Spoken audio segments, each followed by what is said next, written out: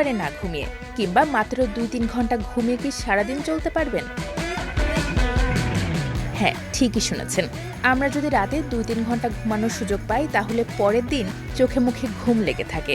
কিন্তু কিছু মানুষ এটুকু সময় ঘুমিয়ে দিব্যি দেশ চালাচ্ছেন। এই যেমন জাপানের প্রধানমন্ত্রী সানায়ে তাকাইচি। তিনি বলছেন, প্রধানমন্ত্রী হওয়ার পর এমন রাতও গেছে তার একেবারেই ঘুম হয়নি। সাধারণত রাতে তার ঘুম হয় বড়জোর 3 ঘন্টা বা কখনো তার চেয়েও কম। তবে তিনি একা নন। Donald Trump, Narendra Modi, Barack Obama সহ বিশ্বের আরও কয়েকজন পরিচিত নেতার ঘুমের হিসাবও বেশ চমকে দেওয়ার মতো। গালফ নিউজের প্রতিবেদন অনুযায়ী চলুন দেখে নেই কোন দেশ প্রধান কত ঘন্টা ঘুমান। জাপানের বর্তমান প্রধানমন্ত্রী রাজনৈতিক নেতাদের মধ্যে সবচেয়ে কম ঘুমানো ব্যক্তিদের একজন। জুলাইয়ে তাকাইচি জানান, প্রধানমন্ত্রী হওয়ার পর সাধারণত রাতে 0 থেকে 3 ঘন্টা ঘুমান। একটি সরকারি ছুটির দিনে টানা 5 ঘন্টা ঘুমাতে পেরে তিনি সেটিকে আশীর্বাদ হিসেবে উল্লেখ করেন। তার এই বক্তব্য অ্যাসোসিয়েটেড প্রেসে প্রকাশিত হওয়ার পর জাপানে উদ্বেগ তৈরি হয়েছে। একই সঙ্গে দেশটির দীর্ঘ কর্মঘণ্টার সংস্কৃতি নিয়ে নতুন করে আলোচনা শুরু হয়েছে। কম ঘুমের মানুষের তালিকায় আছেন যুক্তরাষ্ট্রের প্রেসিডেন্ট ডোনাল্ড ট্রাম্পও। তিনি বহু বছর ধরে বলে আসছেন তার ঘুমের প্রয়োজন খুব কম। 4 থেকে 5 ঘন্টা ঘুমিয়েই নাকি তার দিব্যি চলে যায়। সে সময় এপি জানিয়েছিল, ট্রাম্প সাধারণত রাত 12টা বা 1টা পর্যন্ত কাজ করতেন এবং ভোর 5টার দিকে আবার উঠে পড়তেন। কম ঘুমের তালিকা থেকে বাদ যাননি ভারতের প্রধানমন্ত্রী নরেন্দ্র মোদীও। তিনি প্রকাশ্যে বলেছেন, প্রাপ্তবয়স্কদের জন্য সাধারণত যে পরিমাণ ঘুমের পরামর্শ দেওয়া হয় তার তুলনায় তিনি অনেক কম ঘুমান। 2019 সালে বলিউড অভিনেতা অক্ষয় কুমারের সঙ্গে একটি সাক্ষাৎকারে তার ঘুমের বিষয়টি উঠে আসে। মোদি জানান, তার শরীরের ঘড়ি এমনভাবে কাজ করে যে তিনি সাধারণত 3 থেকে 4 ঘন্টা ঘুমান। তবে এই সময়ের মধ্যে তিনি গভীরভাবে ঘুমিয়ে নেন বলে জানান। ফ্রান্সের প্রেসিডেন্ট ইমানুয়েল মাখোকেও খুব কম ঘুমানো নেতাদের তালিকায় রাখা হয়। তবে এই তথ্য তার প্রেসিডেন্টের দায়িত্বের শুরুর দিকের, সাম্প্রতিক কোনো বক্তব্য নয়। 2018 সালে এক প্রতিবেদনে বলা হয়েছিল, ব্যস্ত কর্মসূচির মধ্যে মাখো রাতে মাত্র 3 থেকে 4 ঘন্টা ঘুমাতেন। তিনি গভীর রাত পর্যন্ত কাজ করতেন এবং সহযোগীদের সঙ্গে যোগাযোগ রাখতেন।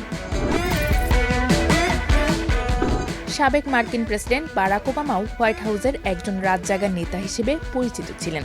2016 সালে নিউ ইয়র্ক টাইমসের এক প্রতিবেদনে বলা হয়, ওবামা সাধারণত রাতে প্রায় 5 ঘন্টা ঘুমাতেন। পরিবারের সঙ্গে রাতের খাবার খাওয়ার পর তিনি আরও কয়েক ঘন্টা একা কাজ করতেন। ব্রিফিং পেপার পড়া, লেখা এবং পরের দিনের প্রস্তুতির জন্য সময় দিতেন। হোয়াইট হাউসের দিনের ব্যস্ততার তুলনায় রাতের নিরিবিলি সময়ে কাজ করার সুযোগ নিতেন বলে জানা যায়। জার্মানির সাবেক চ্যান্সেলর অ্যাঙ্গেলা মার্কেলের ঘুমের গল্পটা অবশ্য একটু আলাদা। তীব্র কর্মব্যস্ততার সময় কয়েকদিন মাত্র কয়েক ঘন্টা ঘুমিয়েও কাজ চালিয়ে নিতে পারতেন বলে তিনি নিজেই জানিয়েছিলেন। নিজের এই ক্ষমতাকে বোঝাতে তিনি মজার একটা তুলনা করেছিলেন। নিজেকে বলেছিলেন, ঘুমের উট। অর্থাৎ উট যেমন দীর্ঘ সময় পানি ছাড়াই থাকতে পারে, তেমনই মার্কেলের দাবি ছিল তিনিও কিছু সময় কম ঘুমিয়ে থাকতে পারেন। তবে সুযোগ পেলেই পরে সেই ঘুম পুষিয়ে নিতেন। আরেকজন কিংবদন্তি নেতা ছিলেন ব্রিটেনের সাবেক প্রধানমন্ত্রী মার্গারেট থ্যাচার। থ্যাচারকে বহু বছর ধরেই প্রায় 4 ঘন্টা ঘুমানো নেতা হিসেবে পরিচিত করা হয়। তার এই দাবির ক্ষেত্রে সবচেয়ে গুরুত্বপূর্ণ বিষয় হল কথাটি তিনি নিজেই বলেছিলেন। এক সাক্ষাৎকারে তিনি বলেছিলেন, তখন তার জন্য 4 ঘন্টার বেশি ঘুমানো খুব কঠিন হয়ে পড়েছিল। এখন প্রশ্ন হলো, এত কম ঘুম কি সত্যিই একজন রাজনৈতিক নেতার জন্য কোনো সুবিধা? কিছু মানুষ সত্যিই জেনেটিক কারণে অন্যদের তুলনায় অনেক কম ঘুমিয়েও স্বাভাবিকভাবে কাজ করতে পারেন। তাদের বলা হয় ন্যাচারাল শর্ট স্লিপার। তবে এটি বেশ বিরল ঘটনা।